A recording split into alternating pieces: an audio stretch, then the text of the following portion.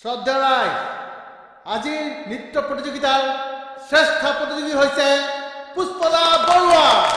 পুষ্পদা বৰুৱাক আমি আমাৰ বিশিষ্ট পৰা বঁটা গ্ৰহণ কৰিবলৈ আহ্বান জনালোঁ। মঞ্চত পুষ্পদা বৰুৱা।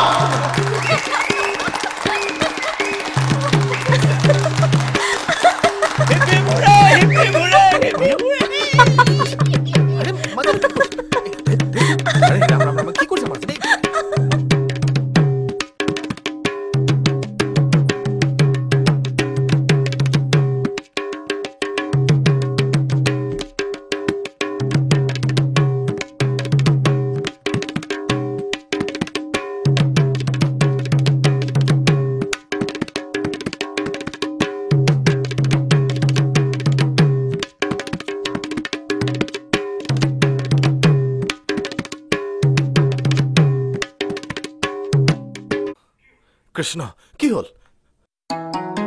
মই আপোনাক কি কৈছিলো? মানে অলপ ফুৰাৰ কথা নাছিল, পাহৰিলে? অকণমান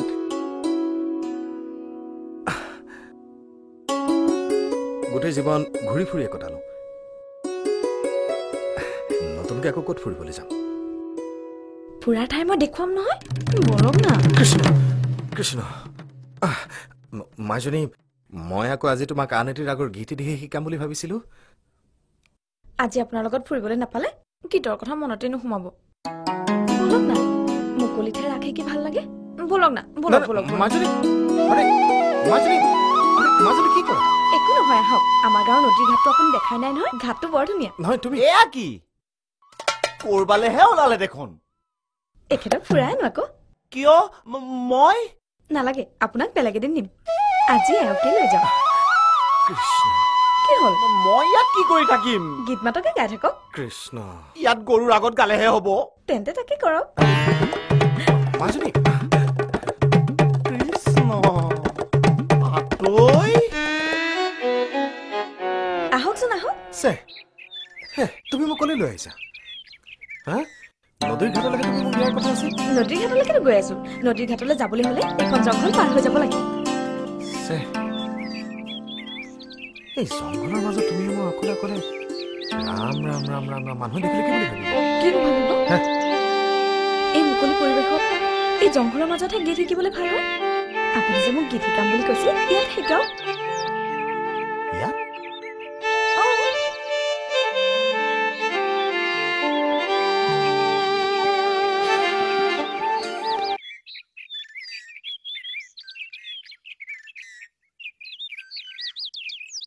আহকচোন।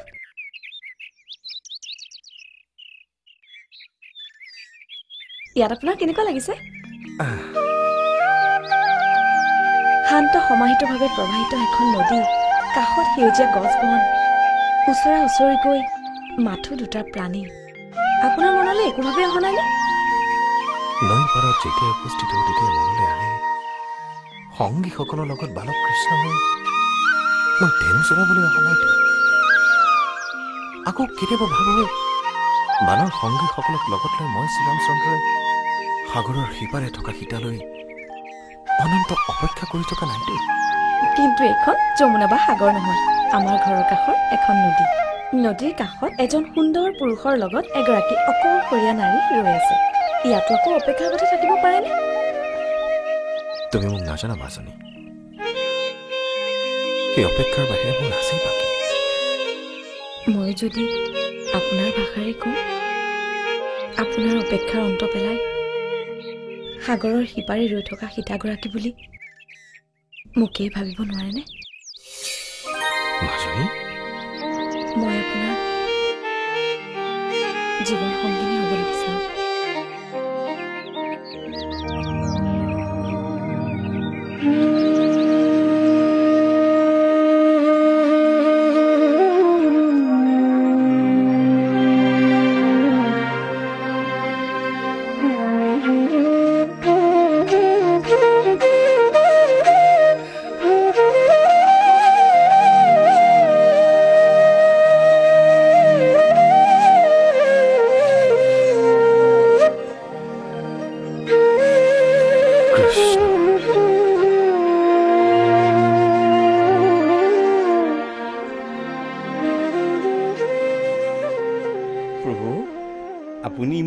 সোনকালে যাবগৈ বুলি আমি কল্পনাই কৰা নাছিলো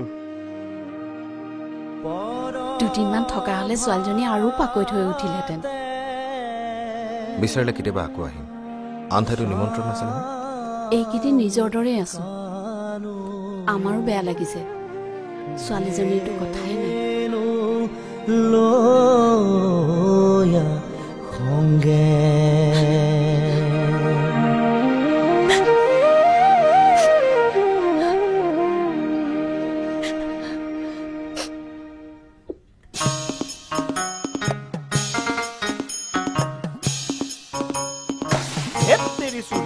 যাবৰ সময়ত কি দিগদাৰীখন দিয়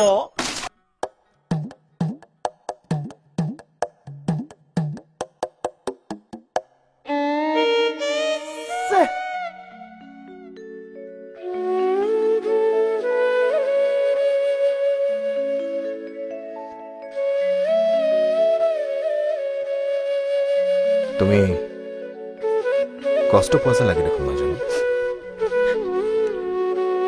কি সুধিলে নহয় তোমাৰ মুখখন দেখিলে তেনেকুৱা লাগে দেখোন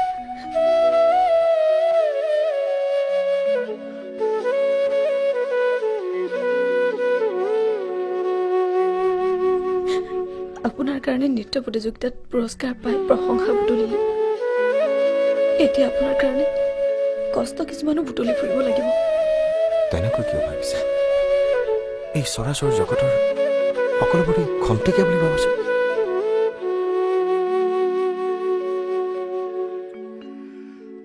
মই সত্ৰৰ কেৱলীয়া ভকত গোটেই জীৱন প্ৰতিগৰাকী নাৰীক মাতৃ বুলি নাইবা আধ্যাত্মিকতাৰ ৰাধা বুলি ভাবিবই লাগিব কাৰণ এইটোতো মোৰ ধৰ্ম তাত তুমি কষ্ট পালে কেনেকৈ হ'ব আনন্দ কৰা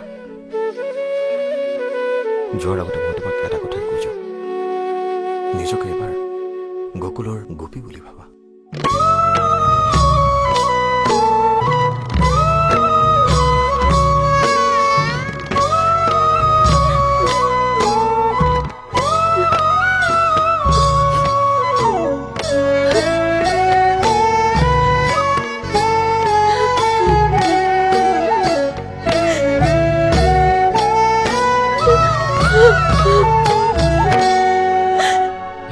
মতে ভকতি কৰিব তোমাত হৰি হৰি হৰি হৰি হে